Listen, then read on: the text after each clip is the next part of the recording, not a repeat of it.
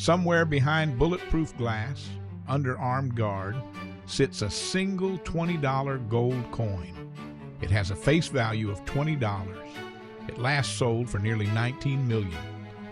And for most of the last century, if you had owned it, the United States government would have sent men to take it from you, because nearly every one of its kind was supposed to have been melted into anonymous bars of gold and erased from history. How a piece of pocket money became the most valuable coin on earth, hunted by federal agents and fought over all the way to the Supreme Court, is a story that begins not with a criminal, but with a president who was embarrassed by his own country's money.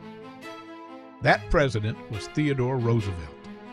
In 1904, he sat down and wrote a letter that would change American coinage forever, complaining that the coins in every citizen's pocket were of an atrocious hideousness.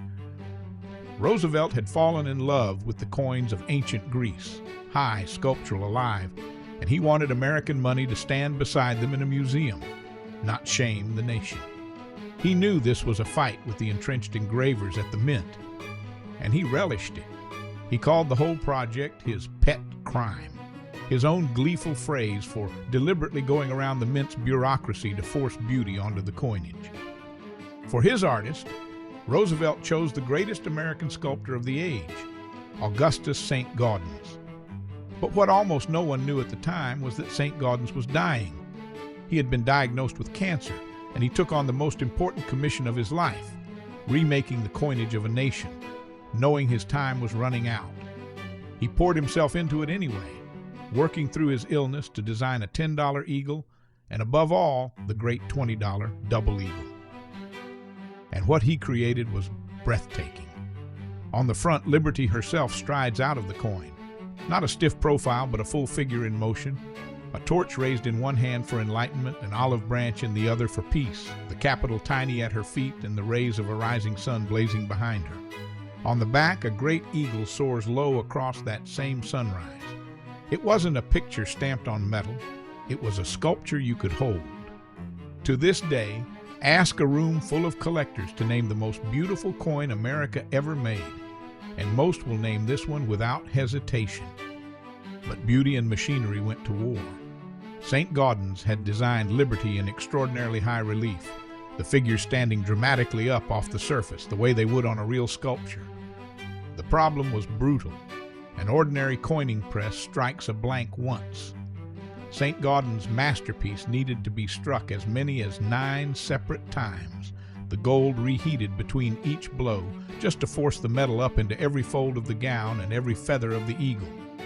Each coin took enormous effort, and only a tiny handful of those first magnificent ultra-high relief pieces could ever be made. They were, in a sense, the closest thing to a handmade coin the modern mint ever produced. Saint-Gaudens never lived to see the fight resolved.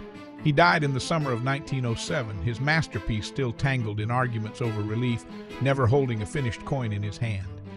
Roosevelt, impatient and grieving the delay, ordered the coin finished and out the door within weeks. The Mint's veteran engraver, the same establishment craftsman Saint-Gaudens had clashed with, flattened the relief down to something a single press stroke could manage. The artist's grand vision was compromised to fit the limits of a machine, and yet even in that lowered form it was so beautiful it stayed in production for 26 years. 2 details from those early coins are worth pausing on. Saint-Gaudens, the classicist, dated the first ones in Roman numerals, MCM7 of 1907. Ordinary Americans found it baffling, and within the year the date was switched to plain numbers. And more revealing, the coin came out with no "In God We Trust" on it at all. That was deliberate, and it was Roosevelt's doing. The president genuinely believed it was close to sacrilege to stamp the name of God on money that would be used for gambling, for greed, for every grubby transaction under the sun. The public was outraged. Congress overruled the president and passed a law forcing the motto back onto the coin. Roosevelt lost that fight to the people he governed. For a quarter of a century, the double eagle did its quiet work as the largest regular gold coin in American life. And then came 1933, and the coin walked straight into one of the strangest chapters in American history. That year, in the depths of the Great Depression, banks were collapsing and terrified Americans were pulling their gold out of the system, threatening to drain the country dry. So the new president, Franklin Roosevelt, Theodore's distant cousin, took drastic action. He issued an executive order pulling the nation off the gold standard and commanding Americans to turn in their gold coins for paper money. Private citizens were, in effect, forbidden to hoard gold. And here is the haunting part. That very year, the Philadelphia Mint had already struck nearly 500,000 1933 double eagles, gleaming, finished, perfect. They were never released. Not a single one was officially issued into circulation. Instead, nearly 15 tons of gold coins were loaded into more than 1,000 canvas bags and sealed away behind 3 steel doors in a mint vault, and there they waited to be destroyed. As far as the United States government was concerned, the 1933 double eagle was never legally born. It existed, and it didn't exist. And soon, almost all of them were melted back into featureless bars, a nearly complete run of the most beautiful coin in the country, unmade. But a few escaped. And to understand how, you have to meet a man named Israel Swit, a jeweler and scrap gold dealer with a shop in South Philadelphia, just blocks from the mint. Swit had connections inside that building, and in the chaos of 1933, it appears a small number of double eagles slipped quietly out the door and into his hands, almost certainly traded out by a mint cashier who had access to the coins that were supposed to be doomed. Swit was no stranger to trouble. He was once arrested carrying a suitcase full of gold coins to the mint for melting. The coins were confiscated, and he was never even compensated. He had every reason to resent the government, and every opportunity to become the quiet source from which nearly all the surviving 1933 double eagles would eventually flow. When Uncle Sam realized coins had escaped, the Secret Service went hunting. Agents tracked the 1933 double eagles one by one, seizing them wherever they surfaced, from dealers, from collectors, and handing the owners nothing but the coin's $20 face value. To hold one was to hold stolen government property. Several were recovered and quietly destroyed. But one got away in spectacular fashion. It made its way across the ocean to King Farouk of Egypt, a voracious, eccentric collector of everything from coins to questionable art. In 1944, Farouk's people actually applied to the U.S. government for a license to export the coin. And through a bureaucratic blunder, a clerk who didn't understand what he was signing granted it. By the time American officials realized their mistake and demanded the coin back, it was gone, sitting in the palace of a foreign king, legally exported beyond their reach. When Farouk was overthrown in a 1952 revolution and his fabulous collections were auctioned off, the U.S. government asked for the coin to be pulled and returned. It was withdrawn from the sale, and then it simply vanished. For over 40 years, the Farouk double eagle disappeared from the face of the earth.